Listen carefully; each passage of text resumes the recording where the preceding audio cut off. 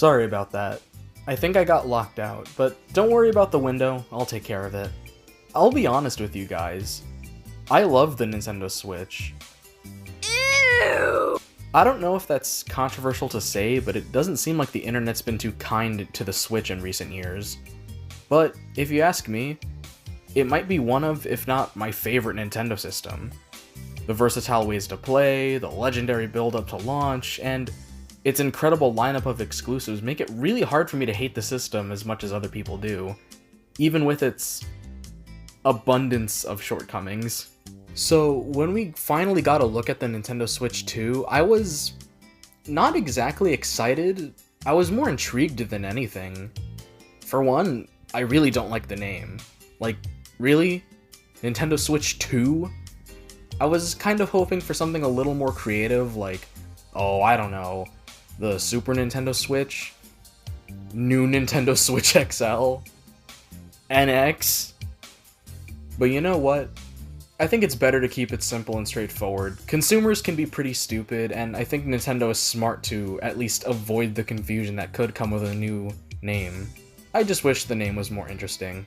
There's been a lot of buzz about the Switch 2 since the recent Direct, and after watching it, I thought about making this video to throw my opinions out there and discuss Nintendo's shiny new toy with you. Yes, you, the viewer. I'll be honest, the Switch 2's reveal was a little underwhelming. Maybe it was the constant leaks killing some of the hype, but I really do feel like the Switch 1 had a more exciting build-up to its launch. Then again, Nintendo had a lot more to prove back then. They were coming right off of record-breaking failures, and the uncertainty of Nintendo's future really made things more interesting. That first reveal trailer back in 2016 was pretty damn good. It really showed that they learned from their mistakes with Wii U marketing. Hot button popcorn, that's a deal! God, I fucking hated these times. Also, that 2017 presentation was really damn good. I rewatched it for this video, and god, it still gives me goosebumps, honestly. It's not just the nostalgia, although part of it kind of is. It was also just so fascinating hearing the talented folks at Nintendo talk about the production of the Switch and share some thought process on the newly revealed games. Nintendo really went all out for this thing back then. They treated it like an event. The Switch 2 trailers so far at least have just been CGI videos showing close-ups of a rotating system. It feels more like an ad for the new iPhone or something. To me, it's a little soulless. But you know what? I get it to a degree. Not to sound like the Joker or some bullshit, but we live in a post-COVID society where nobody wants to leave their house. In-person gaming events have largely died off, so I imagine doing another presentation like they did back then wouldn't really be that smart. I know that sounds really depressing, that's because it is. I get that Nintendo isn't interested in doing another presentation like they did with the Switch. I just wish there was a little more passion behind the Switch 2's event. Nothing will ever beat witnessing a goofy Japanese man wearing a lab coat and holding giant plastic Splatoon guns on stage. But hey, at least they brought back the Treehouse shows during the making of this video. Those are always so fun to see. I wonder what people have to say about it.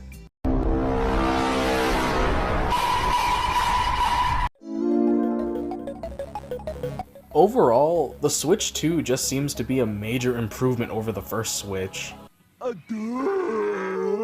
While I don't prefer the look of the new system, I'm sure they'll put out other Joy-Con colors like the original model had. I prefer more vibrant controllers. Personally, I'd love another Fortnite controller set. Jokes aside, I do appreciate the general improvements, like a better kickstand, more charging ports, and seemingly better control sticks. Seemingly. Oh, and better performance is always a good thing. From what I've heard, the Switch 2 is going to be comparable to a PlayStation 4 in terms of its power. That's not bad at all. It's really nice to see some games are getting proper upgrades too. Seeing Breath of the Wild at 60 frames per second officially is so damn cool. Since I couldn't get a Switch at launch back in the day, I actually had the Wii U version. So going from that version to this version is like night and day in quality. I really hope more Switch games get proper upgrades, such as Bowser's Fury, Pokemon Scarlet, or Astral Chain. Since there were so many software announcements through the last Direct and the Switch 2 Direct, I thought I'd just give my opinions on each. Ready? Go! It's about time. Honestly, I'm looking forward to GameCube games being on Switch Online. Surprisingly, they're not raising the prices for the service to include this. The launch lineup, as small as it is with only 3 games, is not bad. Soul Calibur, Wind Waker, and my personal favorite, F-Zero GX. I know you're probably thinking, just emulate it, and don't get me wrong, I already do that, but like, F-Zero GX with online multiplayer sounds so good, I can't help but be excited for that. It feels amazing seeing Metroid Prime 4 finally getting released. I remember me and my school friends getting so excited for this game back when it was teased back in E3 2017. I'm generally more into 2D Metroid, but it's really amazing seeing this game finally getting finished. Hopefully this game does well and Metroid Prime 5 doesn't take another decade to get finished. Pokemon Legends ZA looks interesting. Honestly, I've never been the biggest Pokemon fan, ever since I was a kid even. I always preferred the spin-off games more than the mainline games, to be honest. Pokemon Stadium actually being my favorite Pokemon game. Though in recent years with the Switch era games, I've gotten more into them. For as many issues I had with Legends Arceus, such as the incredibly ugly graphics and wonky AI, I actually like that game a lot, and seeing a proper follow-up to it is pretty cool. Rhythm Heaven's return is not something I expected. I don't have much to say about this game because I'm not really attached to the Rhythm Heaven series, but I'm happy for the people who love that series. Good on you guys for getting a new game, I guess. I can pretty much say the same for Tomodachi Life as well. I remember being really intrigued by the 3DS version back in the day, but I never picked it up. I'll definitely consider getting the sequel when it comes out. Who knows, I might make a playthrough series out of it over at Sunny Saturn, link in the description by the way. No, unacceptable! The new Hyrule Warriors game looks about the same as the last one, to be honest, but that's not inherently a bad thing. I'm a huge fan of the Hyrule Warriors games, though I still prefer the very first one on Wii U. I think it's nice that the series is still going strong, and seeing it on a new system that could run it at a better frame rate is pretty damn exciting. And now we have a big one. Mario Kart World, it looks fantastic in my opinion. It kind of reminds me of Mario Kart Arcade GP, and I'm really glad that they updated the art style after being stuck with the Mario Kart 8 models for over a decade. The lighting looks just as good too, which I'm really happy about. That's one of the things that Mario Kart 8 got so good in the first place. This might be a controversial opinion, but I'm also really glad that they ditched the car customization from 7 and 8. I don't know about you guys, but I always preferred the single car model selection from Mario Kart Double Dash and Mario Kart Wii. Having to pick wheels and gliders to optimize car stats really slows down the selection process, especially when you're playing with friends. The main gripe I have is, well, the roster. Having random Mario enemies playable instead of more significant characters like, I don't know, Cappy, is just, it seems almost like a joke. I'm sure someone out there is hyped to play as a random cow. Good for them, I suppose. I mean, more power to you. It just sucks that they're not keeping more characters from 8, especially the DLC roster. But at least my main is still there. RIP to the other Koopaling mains, though. I'm sorry for your loss. Actually, I have a second gripe about this game, but we'll get to that later. Money! Donkey Kong Bonanza looks absolutely fantastic. I'm a little bummed that we're not getting another 3D Mario game since it's been so long since Odyssey, and it's Mario's 40th anniversary and all. But it definitely looks like a game that's by the Odyssey team. I can see a lot of the same DNA in this game. I've heard mixed things about the new Donkey Kong redesign, but I actually don't mind them using Seth Rogen. This new design is kind of cute, and he's very expressive. Overall, this game looks so fun. As much as I adore the new Donkey Kong game, I think Kirby Air Riders might be my favorite of the new announcements. I'm a huge fan of the original GameCube game, and seeing it get the sequel it deserves makes me so fucking happy. I soyed out so hard seeing this game get announced, especially after seeing Masahiro Sakurai's name attached to this game. I'm so happy that Sakurai is doing something different for once. Don't get me wrong, I love Super Smash Bros. Well, Not so much in recent years because of Ultimate's problems never getting fixed and the fanbase going to complete shit in 2020. It's no secret that working on the Smash Bros. Series has taken a toll on Sakurai. He's not some unfeeling machine. He's a guy who just likes making video games, and I think more people should respect that he's doing something besides Smash for once, instead of making 50 speculation videos for a game that's not even happening yet.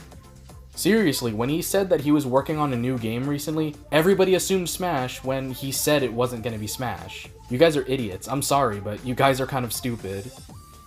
I think it's amazing that he's pursuing something that isn't another mascot fighting game for grown men to scream and argue over. But I'm still waiting for a Kid Icarus Uprising sequel. Maybe one day. Right? Right? Right? Am I the only one weirdly excited for Drag X Drive? Playing basketball as Joe Swanson looks pretty fun. I've seen a lot of people, especially those who are a little blinded by Wii U nostalgia, complain that Nintendo isn't very experimental anymore, which is just a complete lie. It's a shame that this game is guaranteed to fail since it's just a niche tech demo and it's probably gonna cost full price. Oh yeah, speaking of charging money for tech demos, did I mention that they're charging money for a console pack-in tutorial game? The welcome tour looks cute, but it really should have been free. Maybe now is a good time to address the big greedy elephant in the room.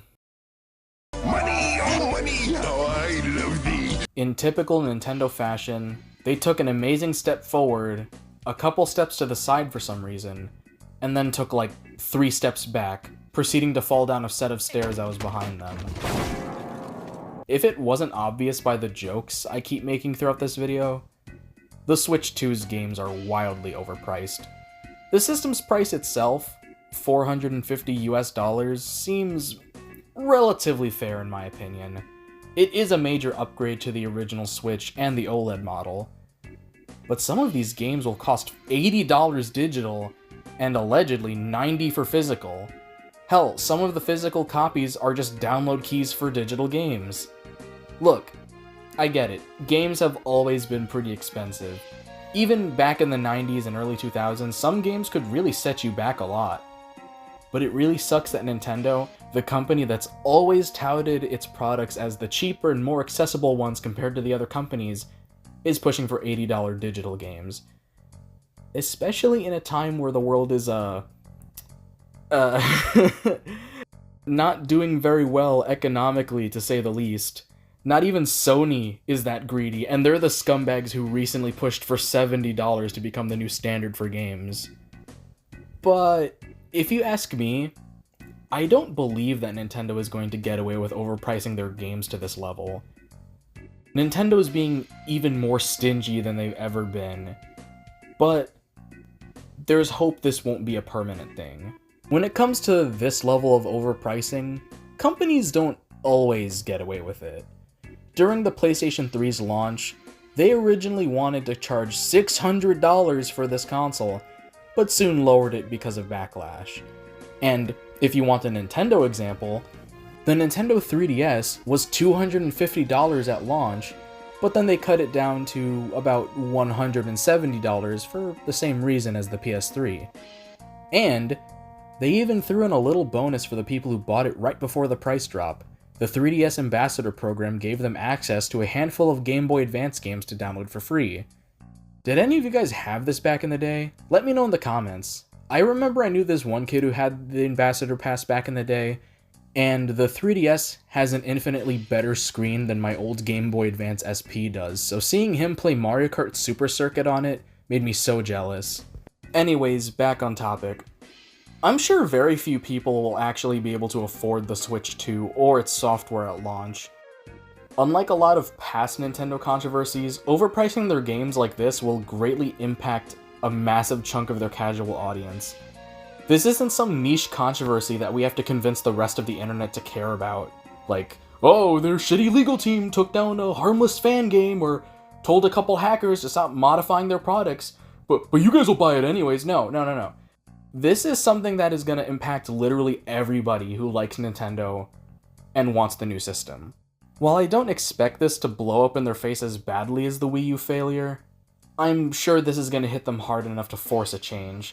They'll either make a permanent price drop, or simply just put these games on sale more often like Sony does.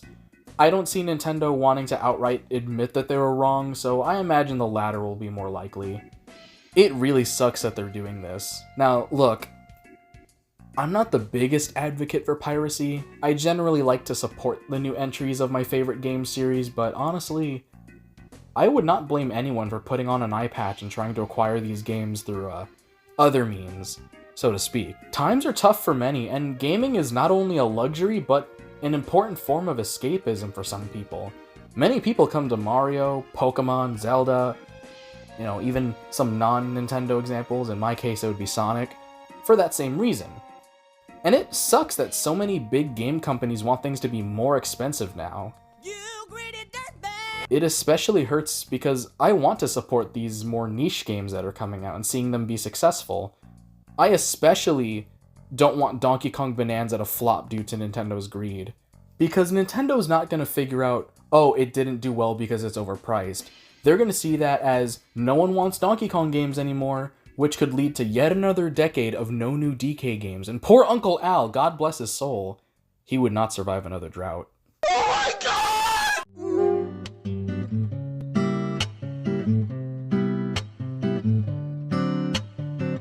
I love Nintendo. They make great games. Too bad their legal team sucks, and no one's gonna be able to afford these new games.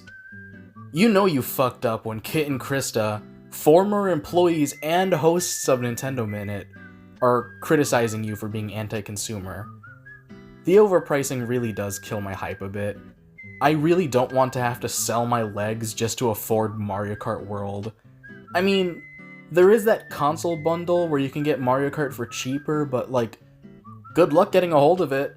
I am almost certain that this is going to end up being another PS5 situation where scalpers ruin it for everyone, yet again. Seriously, fuck these people. It took me over a year to get a hold of my glorified DVD player.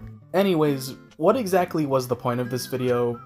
I don't know, I just wanted to shout my opinions into a microphone. I really hope that Nintendo listens to all this backlash and reacts accordingly. I want to be able to afford a Switch too, and the games for it. I'm sure a lot of you guys feel the same way. Please feel free to discuss in the comments. I like hearing other people's opinions.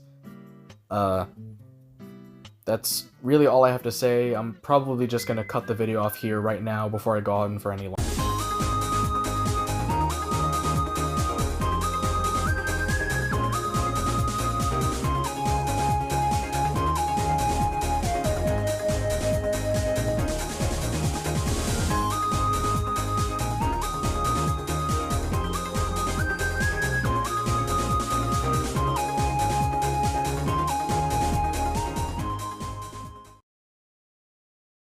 Don't ever talk to me or my son ever again.